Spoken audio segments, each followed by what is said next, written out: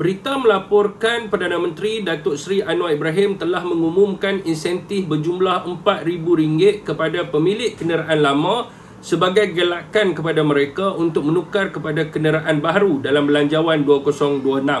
Saudara dan saudari, insentif ini sebenarnya tidak memberi manfaat yang signifikan kepada rakyat.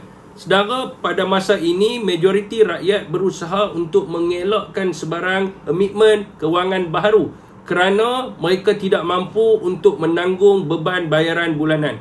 Dan sekiranya kita lihat berdasarkan statistik, majoriti rakyat hanya bergaji RM3,000 ke bawah, di mana sewa rumah sahaja telah mencecah hingga RM1,200 dan perbelanjaan barang basah untuk isi rumah telah mencecah hingga ke RM800, maka lebihan pendapatan isi rumah adalah sekitar RM1,000, tidak termasuk bil utiliti serta perbelanjaan lain. Saudara, sepatutnya kerajaan perlu memikirkan bagaimanakah untuk meningkatkan pendapatan rakyat. Sebagai example-nya, semasa zaman Perikatan Nasional menyediakan geran khas prihatin berjumlah RM4,000 kepada peniaga kecil dan sederhana untuk memperbesarkan perniagaan mereka.